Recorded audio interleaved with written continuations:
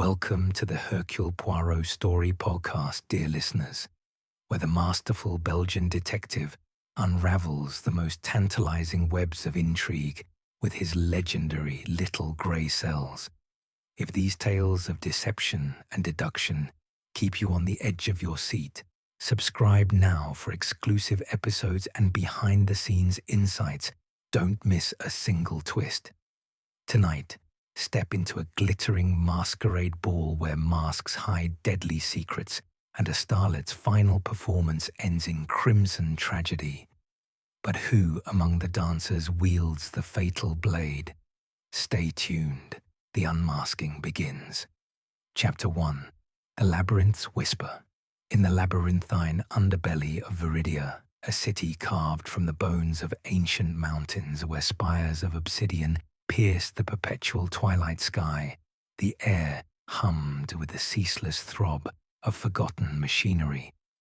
The year was uncharted in the common calendars, for Viridia existed in a fold of time, a metropolis where steam vents exhaled secrets and clockwork automatons patrolled the cobbled avenues like vigilant spectres. Lanterns fueled by luminescent fungi swung from arch girders, casting kaleidoscopic patterns on walls etched with runes that pulsed faintly as if the stone itself breathed. The scent of rust and ozone mingled with the faint, floral undertone of underground blooms that defied the darkness, their petals unfurling in defiance of the sunless realm. Lyrian Thorn, a shadow weaver of 28 with skin like polished onyx and eyes the color of storm-forged silver, navigated the lower tiers with the grace of one born to the depths.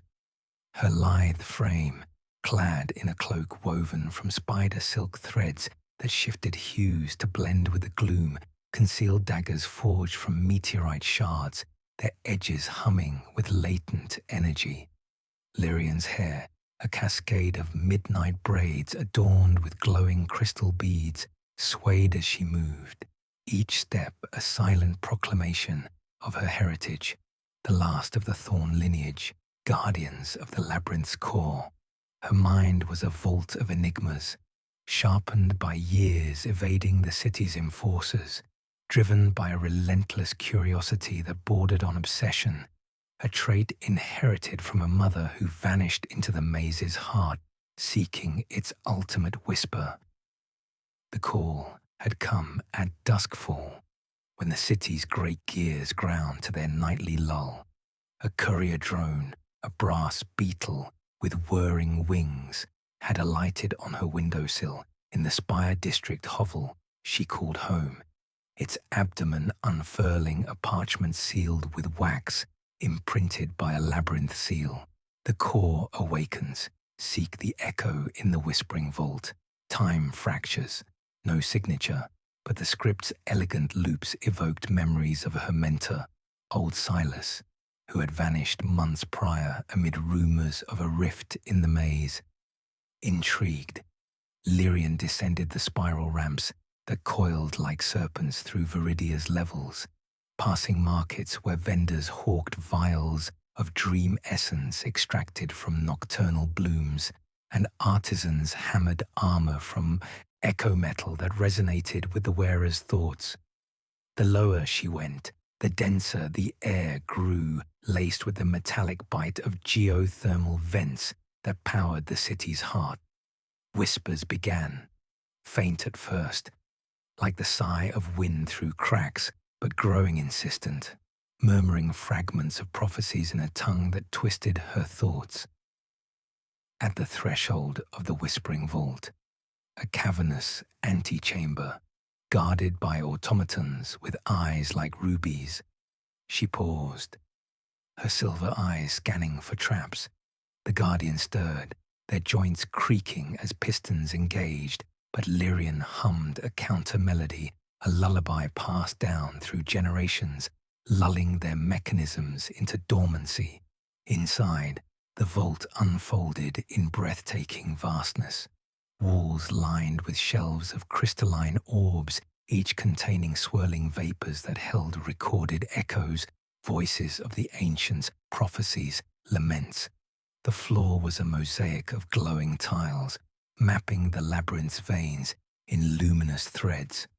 In the center stood a pedestal, atop which rested an orb unlike the others, cracked, its vapors leaking in tendrils that formed ephemeral shapes. A crumbling spire, a figure cloaked in shadow, a rift spewing starlight. As Lyrian approached, the whispers coalesced into clarity. The weaver returns, a voice intoned, Silas's timbre warped by the crystal's fracture. The core's guardian stirs, betrayed by one who seeks the rift's power, follow the vein of forgotten light. Before she could query the orb, a shadow detached from the alcoves, a lithe assailant in a mask of mirrored shards that reflected the vault's glow in disorienting fractals. The figure lunged with a blade that sang through the air, its edge trailing sparks of arcane energy. Lyrian dodged, her spider silk cloak billowing to obscure her form, countering with a dagger thrust that clanged against the mask, shattering a shard that revealed a glimpse of pale skin and a tattoo, a coiling vine encircling a fractured hourglass. "Who sent you?" Elara demanded, her voice echoing in layers as the vault amplified it. The assailant laughed, a sound like shattering glass. The rift calls to the worthy. "You thorns are relics, faded guardians of a dying maze." They feinted left, then struck with a hidden gauntlet that discharged a pulse of force, hurling Lyrian against a shelf. Orbs tumbled, releasing a cacophony of ancient voices. Battles raged, lovers parted, empires fell in a symphony of chaos. Drawing on her shadow weaving, Lyrian summoned tendrils from the vault's dim corners, coiling them around the assailant's limbs like living vines. The figure struggled, dropping a pendant, a silver locket engraved with the same hourglass motif. With a final twist, Lyrian disarmed them, the blade skittering into the mosaic, where it ignited a hidden mechanism. Tiles shifted, revealing a subterranean passage yawning beneath, its depths lit by a vein of phosphorescent ore that pulsed like a heartbeat. The assailant broke free, vanishing into the alcove's gloom with a parting whisper. "The hourglass runs, the rift awaits its master." Lyrian retrieved the locket, clicking it open to find a miniature portrait. A woman with features strikingly similar to her own, but aged, with eyes holding the same silver storm. Her mother, presumed lost. Heart pounding, she descended the newly revealed passage, the walls narrowing to a squeeze that forced her to sidle, the ore's glow illuminating carvings of cataclysmic visions, cities swallowed by voids, stars plummeting like rain. The whispers returned, guiding her. The betrayer wears the vine, seeks the rift to rewrite time. Emerging into a forgotten atrium, where vines of bioluminescent flora climbed ruined columns, Lyrian found Silas, or what remained. His form preserved in a cocoon of crystal vines, his eyes open but unseeing, a journal clutched in rigid fingers. She pried it free, pages revealing sketches of the rift, a tear in reality at the labyrinth's nadir, guarded by the forge's embers from earlier tales, but now unstable due to the comet's influence. A rustle alerted her. Another figure, not hostile, but a youth with wide eyes and tattered robes, bearing the vine tattoo but inked, fresh. I followed," he stammered, voice trembling like a leaf in breeze. "Master Lorne sent the masked one, but I doubt now. The visions show ruin, not riches." Lyrian's daggers stayed sheathed. Her curiosity piqued. "Lorne, the magnate, what does he seek?" The youth, Kai, confessed. Apprentice to Lorne's consortium, tasked with retrieving artifacts to harness the rift for temporal manipulation. rewinding fortunes, erasing rivals. But the ember's guardians had awakened, possessing the weak to protect the core. Alliance forged in necessity, they retreated to the surface. The comet's tail now a blazing arc overhead, its light seeping through cracks like molten silver. At the lighthouse, Harlan awaited with Mira, their faces grave. "The rift's guardian calls," Harlan said, examining the journal. "Lawns the vine's root, his blood tainted by ambition." As the chapter wove toward its peak, Ilara realized the rift's whisper was no curse but a plea to mend the fracture before time unraveled, her mother's portrait a beacon to deeper truths. Chapter 2. Veiled suspicions as the first pallid rays of dawn cleaved through the lingering fog that enshrouded Ravenscroft Manor. The estate emerged from the night's embrace like a spectral vision, its Gothic turrets silhouetted against a sky bruised with hues of lavender and slate. The moors, undulating beyond the manicured lawns, glistened with a hoarfrost that transformed the heather into a tapestry of diamonds, while the air hung heavy with the damp chill of the English winter, carrying the faint, ethereal scent of extinguished candles and wilted orchids from the ballroom. Inside, the manor's labyrinthine corridors echoed with the subdued footsteps of servants, their faces etched with a mixture of grief and trepidation, as whispers of the tragedy spread like tendrils of mist through the household. Hercule Poirot, having retired briefly to a guest chamber to marshal his thoughts, commenced his investigation with the meticulous precision that had rendered him legendary across continents. Accompanied by the local inspector, a stolid man named Hargrove, whose moustache rivaled Poirot's in luxuriance, though not in symmetry, the Belgian detective returned to the scene of the crime, the alcove behind the ballroom screen, where Lady Vivian Harcourt had met her untimely end. The space, now cordoned with velvet ropes, retained the macabre tableau. The decorative dagger, its blade cleansed of blood but bearing faint etchings of a theatrical motif, lay upon a side table. The crimson gown pooled like spilled wine on the parquet floor, its silk still shimmering under the morning light filtering through mullioned windows. "Observe, Inspector," Poirot intoned, his accent a melodic fusion of Belgian exactitude and acquired English polish as he knelt with surprising agility for his compact frame. The dagger's hilt, adorned with a feather, ebony in hue, snagged as if in haste from a mask, and here, upon the Persian rug, footprints smudged as though from the terrace doors, damp with fog's residue. Moreover, the glove upon her hand bears a trace of vile residue, oily, with a bitter almond tang, suggestive of a toxin beyond mere steel's bite. Hargrove nodded gruffly, his notebook at the ready, as Poirot catalogued further subtleties.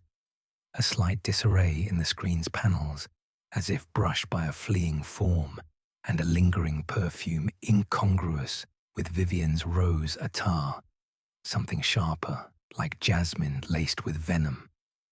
Satisfied with his preliminary survey, Poirot decreed that interviews with the suspects commence forthwith to be conducted in the morning salon, a chamber of subdued elegance, its walls panelled in oak and adorned with ancestral portraits whose stern gazes seemed to weigh upon the living, the air warmed by a crackling fire in the marble grate that cast flickering patterns upon the damask settees. Sir Reginald Harcourt entered first, his patrician bearing undiminished by the ordeal, though a subtle tremor in his silvered hands betrayed inner turmoil as he seated himself with measured dignity. "Monsieur Poirot," he began, his voice a baritone laced with feigned composure, This calamity has descended upon us like the fog itself, unforeseen and enveloping. Vivienne had her detractors, remnants of theatrical rivalries, but to perish thus, it is abominable. Poirot inclined his egg-shaped head sympathetically, his moustache twitching as he appraised the baronet. Monsieur, the dances of fate are often choreographed by human hands. Elaborate upon her adversaries, if you please, and your whereabouts during the fatal recitation? Reginald's steely blue eyes flickered evasively, a psychological fissure that Poirot noted with acuity, a suppressed undercurrent of relief, perhaps satisfaction at liberation from matrimonial constraints. He claimed an alibi of mingling among the guests, exchanging pleasantries with dignitaries, yet his poise cracked infinitesimally under scrutiny, suggesting concealed motives, financial salvation through inheritance, or reprisal for Vivienne's rumored indiscretions gossiped in society circles. Madame Celeste Duval followed, gliding into the salon with the serpentine grace that defined her stage presence, her platinum locks disheveled, emerald eyes shadowed by artful cosmetics that failed to mask her agitation as she perched on the settee's edge. Vivienne was a thief of spotlights, she declared bitterly, her voice laced with a French lilt sharpened by resentment. She pilfered my roles, claimed them as her triumphs, but murder, I'd eclipse her on stage, not extinguish her flame. Poirot's gaze pierced like a stiletto, detecting the fidgeting fingers, a sign of anxiety or culpability. Celeste's psychology unveiled a woman consumed by professional jealousy. Her eclipses had fermented into obsessive hatred, potentially culminating in lethal sabotage. A red herring emerged, Celeste's sapphire brooch, discovered near the body during a servant's sweep, though its placement seemed contrived, as if planted to divert suspicion. Her alibi, lingering in the powder room, ostensibly refreshing her maquillage, yet unverifiable amid the masquerade's anonymity. Mr. Julian Beaumont bustled in next, his lean form collapsing into the chair with blustery indignation, slicked black hair disarrayed, pencil moustache quivering, shrewd brown eyes darting restlessly. Outrageous affair, this, he grumbled, his voice laced with theatrical bluster. Vivienne was my star, lucrative, demanding, but poison her. I'd sooner bankrupt the theatre than lose her draw. Poirot discerned the opportunistic gleam in Julian's demeanor. His psychology was one of desperate cunning, the impresario's embezzlements, siphoning funds from productions, fostering motives of elimination to silence Vivienne's audits, Julian's alibi, conferring with patrons in the foyer, ostensibly securing donations, yet a butler's testimony placed him near the alcove earlier, ostensibly adjusting lights. Lady Arabella Thorne entered with hauteur, her voluptuous form swathed in a morning gown of emerald velvet, auburn tresses loosely bound, piercing grey eyes unyielding as she seated herself rigidly. Vivienne was a siren, she stated flatly, her voice a contralto of controlled fury. She ensnared what was mine, but I am no assassin. I'd ruin her socially, not slay her. Poirot noted the haughty lift of her chin, a facade concealing volcanic rage. Arabella's psychology was that of scorned aristocracy, her affair with Reginald betrayed by Vivienne's wiles, a motive steeped in vengeful pride. Her alibi waltzing with admirers on the floor, witnessed by many, yet her feather mask's ebony plume matched the dagger snag, a potential misdirection. Finally, Dr. Elias Moreau shuffled in, his stooped scholarly frame settling heavily, wire-rimmed spectacles slipping down his greying beard, kind hazel eyes clouded with sorrow. I cherished her from afar, he admitted softly, his voice quavering. She rebuffed my affections gently, but harm her, my oath as physician forbids it. Poirot observed the stoic tremble in Elias's hands, a marker of profound despair. His fragile balance of devotion could tip into folly, a motive veiled in unrequited longing. A timeline inconsistency arose. The stab pinpointed at 12:05 by Vivian's stopped brooch watch, yet the orchestra's music persisted until 12:15, suggesting manipulation to forge alibis. As the interviews concluded, Poirot ventured into the fog-kissed garden, the moors stretching like an undulating sea of white under the dawn. The chill nipped at his patent leather shoes as he stroked his moustache, pondering the web. Suspicions veiled like the fog, he murmured to himself. Feathers from masks, footprints from terraces, residues from gloves, the dance of clues begins, but one step is false.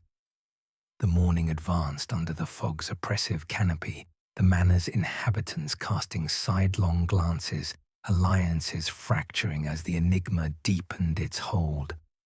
Chapter 3, Discordant Revelations. The afternoon sun, a feeble orb struggling through the dissipating fog that clung to the moors like a reluctant spectre, cast elongated shadows across the manicured lawns of Ravenscroft Manor, transforming the estate into a canvas of light and shade where truths and deceptions interplayed like fleeting illusions. The air, now crisp with the bite of winter's breath, carried the faint aroma of damp earth and wood smoke from the village beyond, a reminder that life persisted amid the shroud of tragedy. Inside the manor, the corridors hummed with subdued activity, servants polishing silver with mechanical fervor, their whispers a sotto voce chorus speculating on the night's horror, while the suspects moved like chess pieces in a game whose rules shifted with each revelation. Hercule Poirot, undaunted by the oppressive atmosphere, pursued his inquiry with the relentless acuity of a maestro dissecting a complex symphony. Having assimilated the initial testimonies, he now ventured deeper into the labyrinth of human psyches, employing his formidable intellect to unearth concealed verities amid the maze of falsehoods. The library, with its towering shelves of leather-bound volumes and the faint crackle of a rekindled fire in the grate, served as his sanctum. But Poirot extended his scrutiny to private quarters, authorized by Hargrove's warrant, where secrets lay hidden like notes in a forgotten score. In Sir Reginald Harcourt's study, a den of masculine opulence adorned with hunting trophies and a desk cluttered with ledgers, Poirot discovered a bundle of correspondence secreted within a locked drawer, pried open with the Char, Inspector's reluctant aid. The letters, penned on monogram stationery, painted a portrait of fiscal desperation, pleas to creditors for extensions, veiled threats from bookmakers, and a missive from a solicitor hinting at embezzlement from the family trust. Yet, upon meticulous examination under Poirot's magnifying glass, the ink in certain passages appeared inconsistent, fresher, with a subtle variance in hue, suggesting forgery, a cunningly sewn red herring to implicate the correspondent or divert attention from another. Poirot's little grey cells whirred, Reginald's psychology, a fortress of entitlement breached by panic, intimated he might engineer such a ruse to shield his innocence or amplify his guilt. Physical clues accumulated, each a discordant note in the investigative melody. The smudged footprints upon the Persian rug, upon comparison with footwear from the suspect's wardrobes, aligned with the sturdy sole of Dr. Elias Moreau's brogues, yet the impression bore traces of deliberate scuffing, as if pressed with undue force, implying a planted artifact to ensnare the unwary.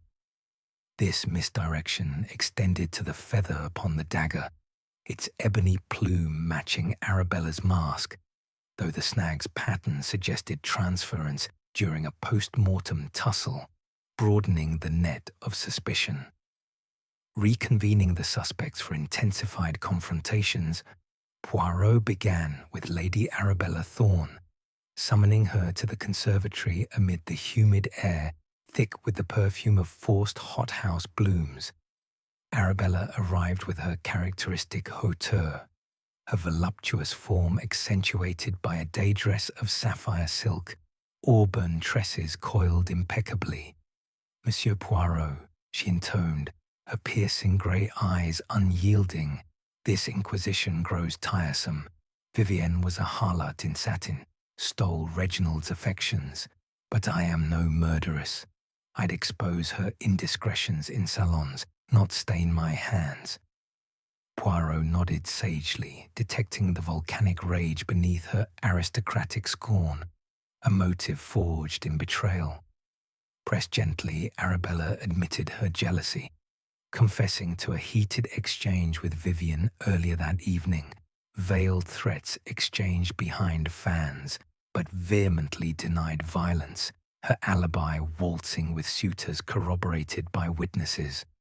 Mr. Julian Beaumont was next, interrogated in the billiard room amid the click of ivory balls and the aroma of cigar smoke that clung to the green baize. Julian perched rigidly, his shrewd brown eyes flickering. "You persist, detective," he blustered, pencil moustache quivering. "Vivienne discovered my creative accounting, threatened exposure. I confess to siphoning funds, but murder. Preposterous. I needed her alive for the box office." Poirot's gaze bored deep, unveiling the opportunistic cunning. Julian's admission to fraud illuminated desperation, yet his alibi conferring with patrons held firm, deflecting culpability while deepening the intrigue. Dr. Elias Moreau, summoned to the morning room with its chintz armchairs and vases of wilting roses, trembled upon the settee, his greying beard quivering, hazel eyes misted. "I proposed to her once," he revealed softly, voice breaking. "She rejected me kindly, citing her marriage. The pain lingered, but harm her. My healer's vow forbids it." Poirot noted the fragile despair, a timeline flaw crystallizing, the clock's tampering, its hands advanced by 10 minutes, potentially fabricating Elias's presence in the foyer. As twilight encroached, a chilling discovery rent the air.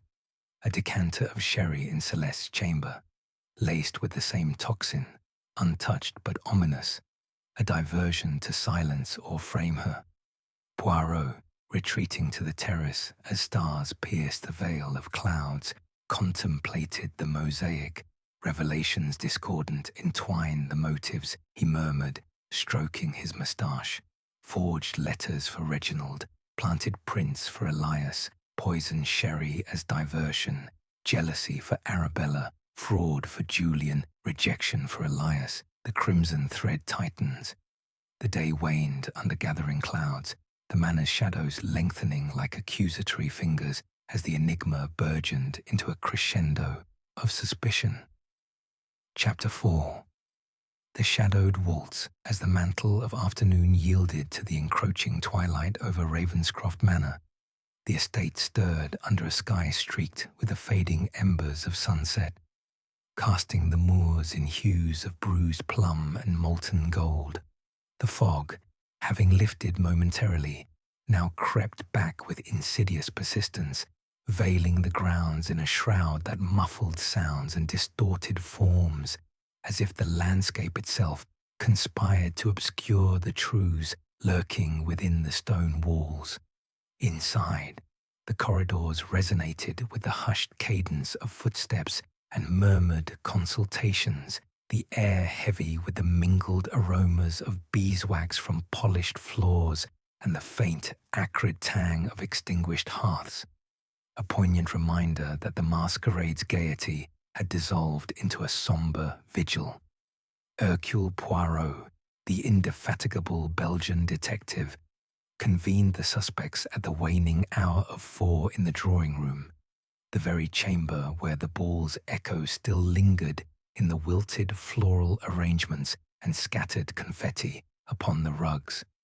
The space, with its damask sofas arranged in a semicircle before the marble mantel, exuded an aura of solemn gravity under the chandelier's dimmed crystals, which swayed gently as if whispering accusations. The assembled company, Sir Reginald's patrician poise now edged with pallor, Madame Celeste's serpentine grace taut with unease, Mr. Julian's dapper form fidgeting, Lady Arabella's regal bearing rigid, and Dr. Elias's scholarly stoop deepened by sorrow, seated themselves, their faces a mosaic of apprehension and defiance. "Mes amis," Poirot proclaimed, his voice a resonant timbre that commanded the room like a conductor's baton, summoning the symphony's movement. The waltz of this enigma draws toward its shadow turns. Hidden motives, akin to the fog's tendrils, must now be illuminated by the lantern of verity. Behold, the last will and testament of Lady Vivian Harcourt, procured from her solicitor via urgent dispatch from the village. With a flourish befitting the theatrical milieu, Poirot unfurled the document, its parchment crackling like the fire in the grate. Recited in his precise accent, it disclosed stark revelations. Mr. Julian Beaumont, revealed as Vivian's secret paramour from a clandestine liaison, was disinherited from any theatrical royalties, his portion revoked due to discovered embezzlements, redirecting the estate's bounty to charitable trusts for aspiring actresses. A clandestine codicil alluded to Vivian's awareness of Reginald's gambling debts and Arabella's affair, threatening exposure posthumously. Gasps punctuated the reading, though Poirot swiftly debunked a forged addendum, inserted to implicate Elias with a bequest for his clinic, the ink mismatched. Red herrings abounded like snares in a hunter's wood. A surgical scalpel, engraved with Elias's initials from his medical kit, was unearthed nestled behind a ballroom curtain during a servant's tidying, ostensibly damning, yet its blade pristine and unused, suggesting it had been planted to ensnare the unwitting. The poisoned vial residue upon Vivian's glove, analyzed discreetly by Poirot with a rudimentary test, matched a rare curare derivative, yet its source traced not to Elias's apothecary, but to a theatrical prop from Celeste's repertoire, a tantalizing diversion. Poirot's psychological probes delved deeper, peeling away veneers to expose the raw sinews of the soul. Reginald's patrician composure masked a burgeoning panic. His steely blue eyes darted with the frenzy of a cornered fox, his hands betraying a quiver that bespoke a conscience besieged by revelations or fear of exposure. Celeste's serpentine grace concealed a nascent hysteria. Her emerald eyes behind a veil of kohl held a calculating sheen fractured by fleeting terror. Julian's dapper bluster hid abject desperation. His shrewd gaze faltered when confronted with the will, his embezzlements laid bare. Arabella's regal hauteur betrayed volcanic rage. A fleeting sneer crossed her alabaster features when suspicions alighted elsewhere, her scorn a deep current. Elias's scholarly stoop veiled profound melancholy. A micro-tremor in his greying beard hinted at despair's weight, yet his kind eyes retained a flicker of hope. The disclosures gave way to an escalating incident that shattered the fragile truce. During a tense tea in the conservatory, a glass-enclosed haven of exotic ferns and blooming camellias under the fog's diffuse light, A sudden groan reverberated from above. The chandelier, a cascade of crystal pendants, plummeted towards Celeste, who sat primly with her sherry. She dove aside with serpentine agility, the fixture crashing in a symphony of shattering glass, shards scattering like frozen rain. Reginald leaped to his feet amid the clatter. Arabella gasped, hand to her throat. Julian blustered accusations. Elias rushed to check for injuries. Pandemonium ensued.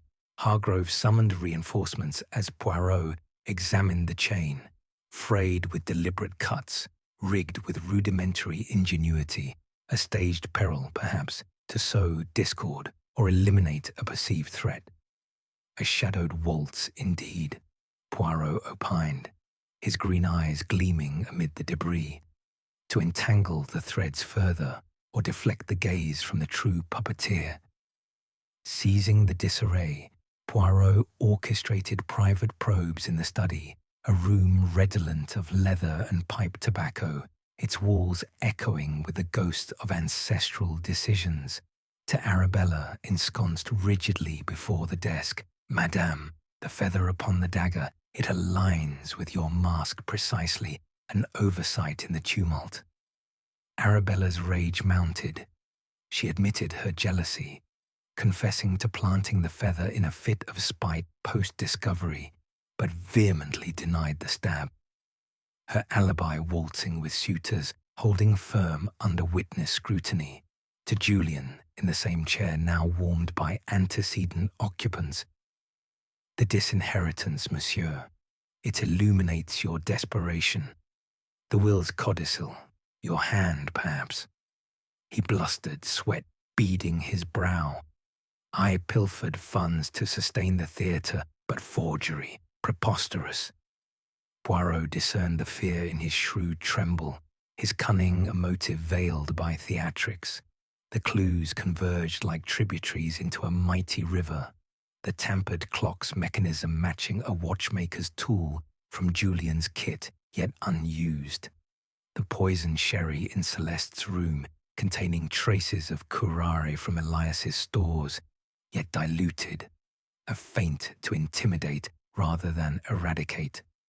As vespers approached, draping the manor in amber shadows pierced by the flicker of gas lamps, Poirot reconvened the group in the salon. The fire crackled portentously in the grate, casting grotesque silhouettes upon the tapestries.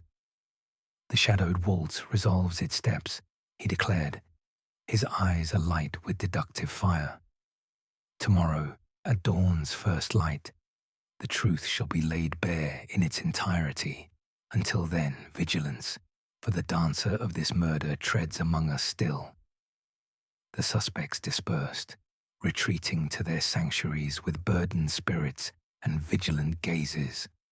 Murmurs echoed through the passages, coalitions fracturing as the enigma of the crimson masquerade teetered upon the brink of elucidation.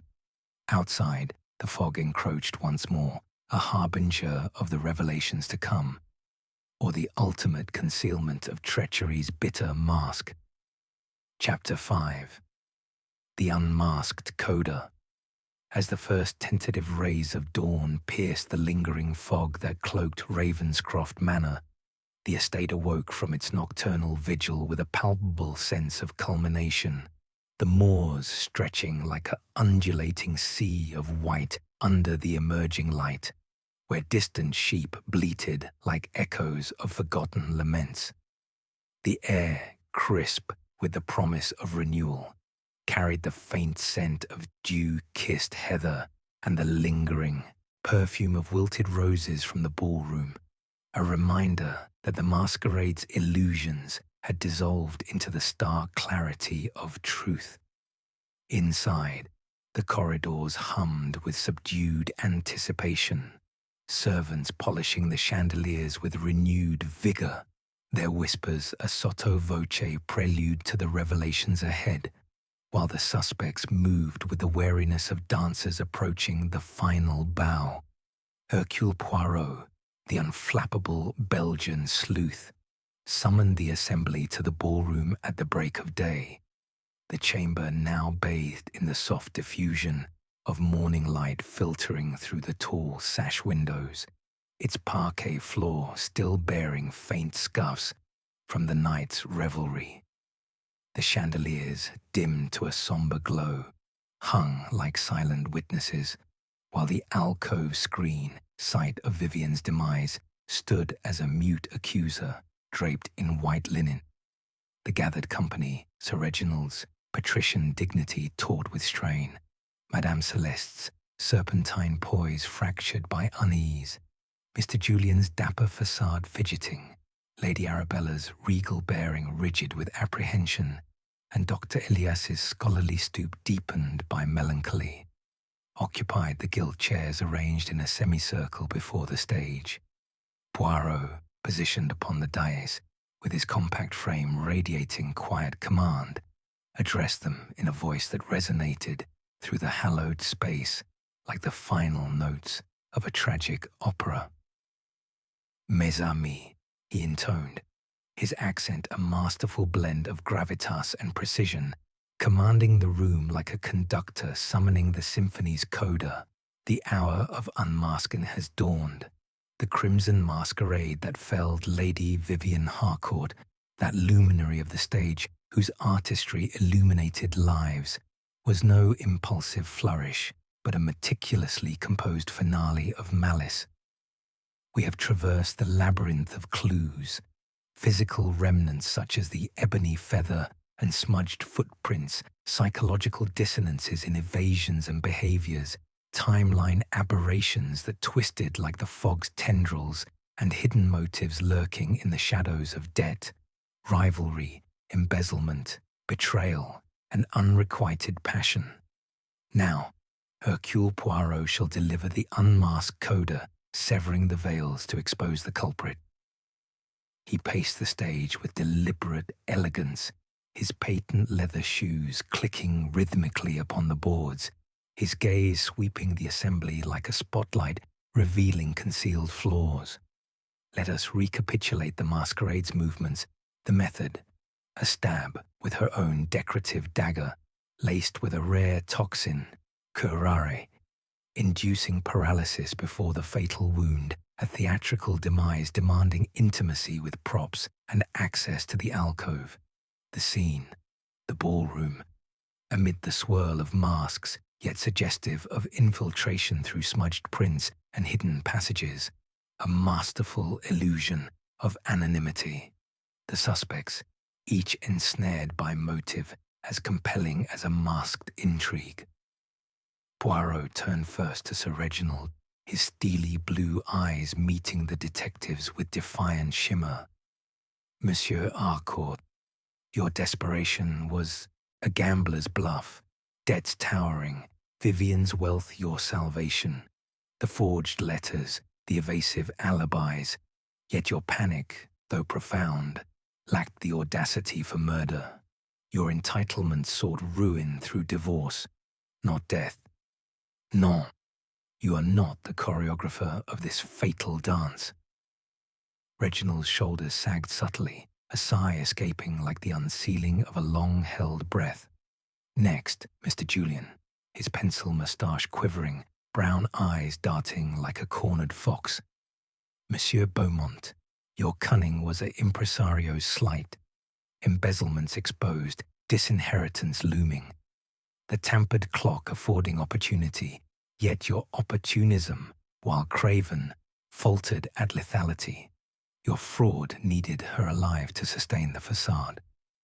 Julian exhaled raggedly, his bluster dissolving into reluctant alleviation. Poirot's scrutiny alighted upon Lady Arabella, her voluptuous form tensing, grey eyes brimmed with trepidation. "Madame Thorne, your scorn was an aristocrat's venom, betrayed a fair, social eclipse, the planted feather as misdirection, yet your rage, though volcanic, sought humiliation, not homicide. Your hauteur precluded the crude stab." Arabella buried her alabaster face in her hands, sobs racking her regal frame. Dr. Elias stood rigidly, his greying beard twitching, hazel eyes unblinking. Dr. Moreau, Your despair was a healer's lament, unrequited affection, gentle rejection, the scalpel planted as red herring, yet your devotion, fragile yet pure, proved unyielding. Your oath bound you from harm. Elias inclined his scholarly head, a flicker of gratitude softening his stoop. Finally, Poirot pivoted toward Madame Celeste Duval, whose serpentine frame tensed like a coiled spring, emerald eyes smoldering with barely contained fury, her sharp features hardening. Ah, Madame Duval, the rival whose motive eclipses all, not mere professional discord, but a profound vendetta. Stolen spotlights, yes, but deeper. Vivian's blackmail over your clandestine affair with a married patron, threatening ruin. Celeste's emerald gaze narrowed to slits, her voice a venomous hiss. Conjecture, Poirot, you weave phantasms without substance. Au contraire, Poirot retorted, his moustache curling with triumphant acuity, his green eyes gleaming like emeralds in the dawn. The clues coalesce against you. The dagger, laced with curare from your theatre props, sourced from a colonial import you alone handled. The vanishing via the hidden alcove, knowledge gleaned from prior rehearsals in this very manner. The footprint falsified with Elias's shoe, a red herring sewn in haste. The clock reset to fabricate alibis, your stage timing at play, and the fatal flourish, a feather from your headdress, clutched in Vivian's dying grasp, concealed in her palm until my grey cells perceived its import, plucked in the struggle as she recognized her betrayer. The drawing room fell into a profound silence, broken only by the distant bleat of sheep on the moors and the patter of fog condensing on the panes. Celeste paled, her serpentine composure fracturing like shattered crystal. Curse your infernal grey cells, Poirot. She destroyed me, pilfered my roles, then blackmailed me with that affair's letters. I confronted her behind the screen, demanded silence. She laughed, the vixen, and the dagger was at hand, its blade prepared with curare for a prop effect. Her confession erupted, a torrent of pent rancor and remorse, her emerald eyes flashing with the fog's residue. Inspector Hargrove stepped forward, manacles glinking in the morning light as Celeste was led away, her defiance ebbing into defeat. The assembly dispersed, the manor's oppressive shroud lifting with the ascending sun. Poirot lingered by the window, gazing upon the receding fog. The human mask, it conceals yet reveals, he philosophized softly. Passion, betrayal, the pursuit of the spotlight amid shadows, such is the fatal waltz of life. As the day unfolded, Ravenscroft Manor exhaled its enigmas, the crimson masquerade's shadow dissipating into memory. Reginald, absolved, vowed reform. Julian faced justice for fraud, but spared the noose. Arabella sought solace in society. Elias healed through service. The unmasked coda resonated, justice prevailing in Poirot's masterful unveiling.